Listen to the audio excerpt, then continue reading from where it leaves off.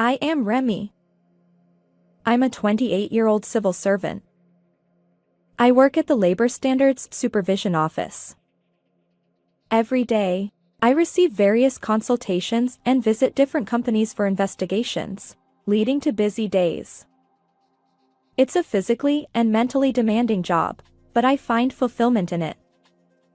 However, about a year ago, during an investigation at a certain company, I got involved in an unbelievable incident. This event was triggered by a consultation from a female temp worker at that company. What I'm about to share is a real-life nightmare that happened to me. The person who came for consultation was a female temp worker in her early 30s. She seemed deeply troubled. Her complexion was pale, and she appeared extremely fatigued. Tearfully, she explained that she was being mistreated at her temp assignment company. Upon further discussion, it became clear that the 50-something manager, who was her workplace superior, had a tyrannical personality. He engaged in insidious harassment against employees he disliked, particularly targeting non-regular workers like temps and part-timers. His verbal abuse was routine, and he treated these employees as if they weren't even human. He'd say things like, "Temps are like livestock," or "they're just brainless bottom feeders," and would assign tasks beyond their contract obligations, even forcing overtime. Oddly enough, despite being the one who exploited others, the manager himself was often absent. He'd casually announce in the morning that he was going out for field work and then disappear until evening, leaving everyone waiting. Witnesses reported seeing him napping in his car or engaging in leisure activities during work hours. When he finally returned to the office, he'd instructed subordinates to work overtime while he left promptly at regular hours. What's more, despite holding the position of manager, he was remarkably incompetent. He frequently made mistakes, yet never acknowledged them. Instead, he blamed his subordinates for his errors, maintaining a nonchalant demeanor. Many employees had left the company due to their inability to tolerate this abusive boss. New graduates barely lasted a year, and temp workers quit almost immediately. The workplace perpetually suffered from understaffing. Upon hearing her story, I wondered why no one had reported such an egregious boss to the company's higher-ups before quitting. If he were merely subtly harassing people behind the scenes, that would be one thing, but his behavior was blatant workplace bullying. Despite this, he remained in his managerial position without any consequences, which baffled me. According to the female temp worker, the manager would threaten departing employees.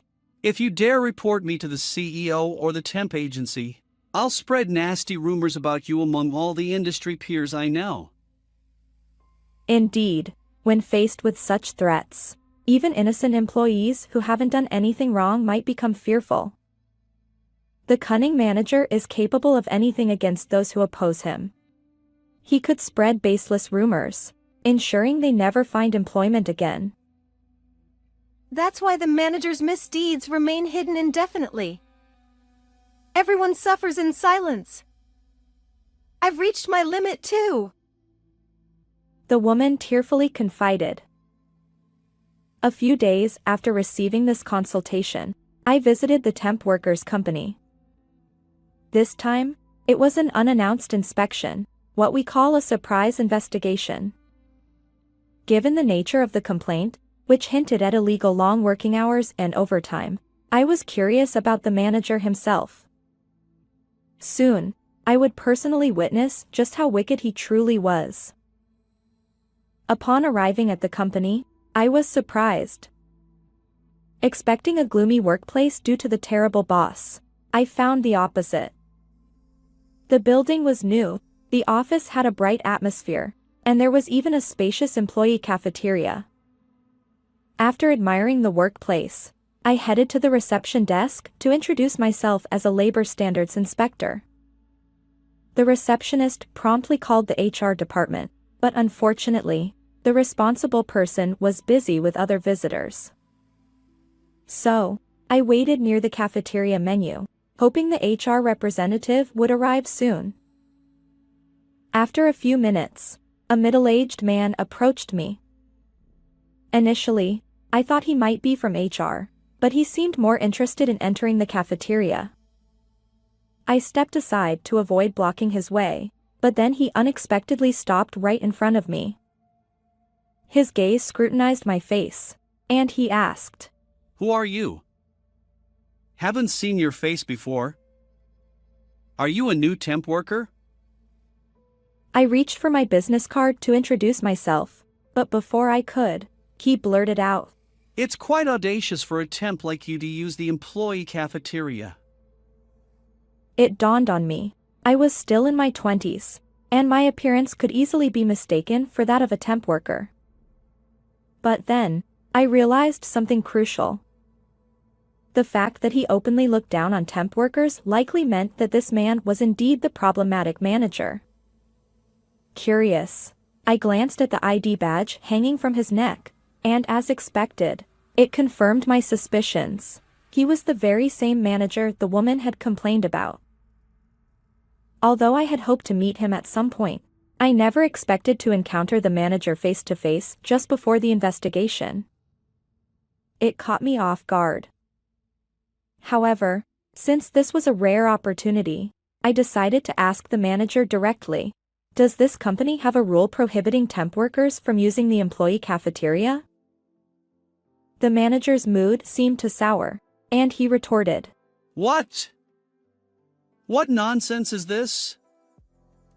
His sharp gaze bore into me as he continued, There's no such rule. Those lowly temps have no right to dirty our employee cafeteria. Then, unexpectedly, he snatched a bowl of soup from an employee who was dining near the cafeteria entrance and hurled it at me. I was so startled that I couldn't react, just stood there dumbfounded. Thankfully, other employees and cafeteria staff rushed over, offering towels to clean up the mess. By then, my suit was soaked from head to sleeve with soup. I couldn't believe he'd thrown soup at me out of nowhere. Trembling with shock and anger, I wiped my wet face and clothes with the towel. The manager smirked and said, This is what happens when a temp worker gets too cheeky. His words ignited my fury. Regardless of the misunderstanding, mistreating temp workers who shared the same workplace was unacceptable. I thought to myself, Enough is enough. I won't hold back anymore. As I waited for the HR representative, oblivious to my true identity, the manager continued his condescending remarks. Why would temps need break time anyway? They're like livestock. Working all day is good enough for them.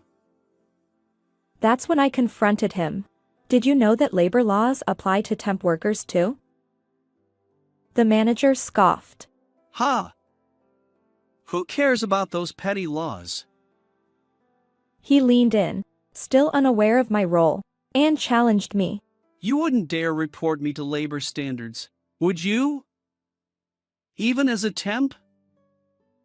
With a calm voice, I replied, You're mistaken. I'm here to enforce those very laws. What do you mean, report? I'm an inspector from the Labor Standards Supervision Office, I said. The manager blinked in surprise. But then he regained his smirk and retorted, Oh, come on! A mere temp worker spinning tall tales? Ridiculous. I held my ground. No, I'm not a temp. I'm a labor standards inspector. I thrust my business card in front of his face. The manager's expression turned ashen. Just then, the HR representative rushed over. Sorry for the delay. The manager stammered, seemingly at a loss for words. I left with a simple statement. I'll be reporting everything that happened. Guided by the HR staff, I finally entered the conference room and began my investigation. Reviewing time cards and payroll records, interviewing employees, I uncovered the truth. This company indeed forced illegal overtime on its workers, and the culprit was none other than the infamous manager. He'd accuse employees, Missing deadlines is your incompetence. and he'd make them work beyond regular hours. Some brave souls asked, Do we get overtime pay? but the manager dismissed them. This isn't overtime. It's your incompetence. Then he'd leave promptly, avoiding any paper trail. Apparently, he sometimes made them work until late into the night. No overtime pay, just unpaid service hours. And the temp workers suffered, denied proper breaks, burdened with extra tasks beyond their job descriptions. Even the employee cafeteria, meant for everyone, became off limits due to the manager's harassment. So, they ate at their desks, interrupted by the manager's relentless demands. Of course, the temps grumbled about the manager's behavior, but he'd threaten. Cross me, and I'll terminate your contract. Most quit voluntarily, unable to bear it. And the most absurd part? The company's top executive, the president, was blissfully unaware. The news that someone from the Labor Standards Supervision Office was coming must have caused quite a stir. The president joined the meeting midway, allowing me to hear the conversation directly. The president had entrusted the fieldwork to the manager, believing in his competence. Perhaps the manager excelled at ingratiating himself with superiors. Shockingly, the manager had even discussed a promotion.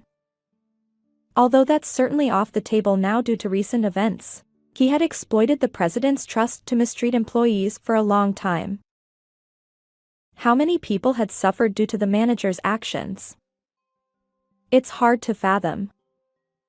But today marks the end of his unchecked behavior. I made it clear that we must thoroughly rectify the illegal practices. After concluding the day's investigation, I informed the coordinator that I'd be in touch later. Over the years, I've encountered various companies, but few bosses have been as despicable as this manager.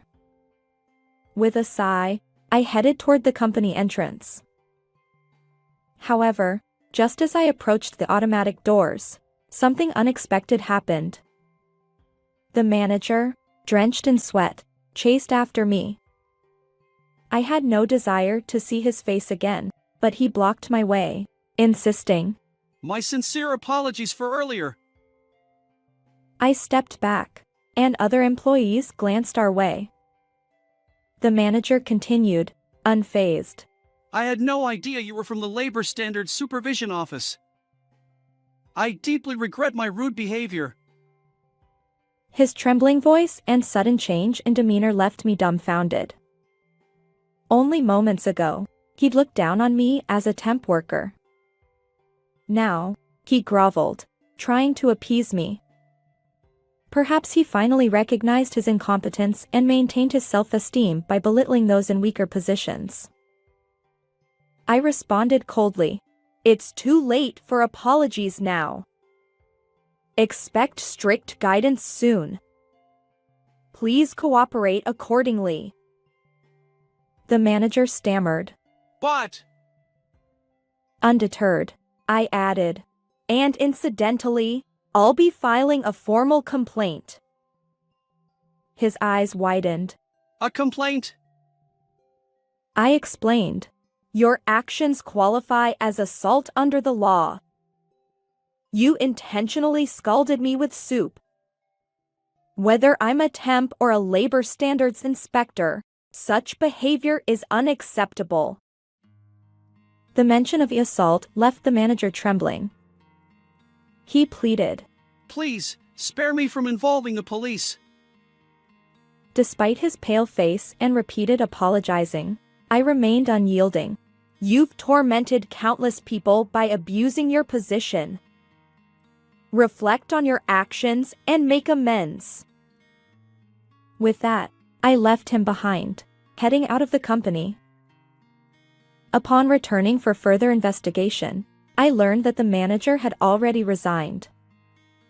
Apparently, his numerous transgressions, forcing overtime, among others, had led to demotion, but not dismissal.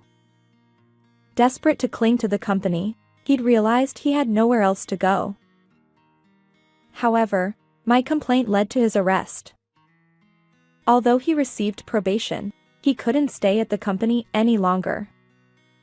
Reluctantly, he submitted his resignation. Attempting to find new employment, he faced rejection due to his age and criminal record. Now, he works as a temp laborer in a factory, barely scraping by. The irony isn't lost on me. The manager, who once looked down on temps, likely faces a younger boss's wrath now. Meanwhile, the company has improved working conditions, paid overdue overtime, and fostered a vibrant atmosphere for both regular and temp employees. Despite the unexpected trouble, knowing that more people are smiling at work brings me relief.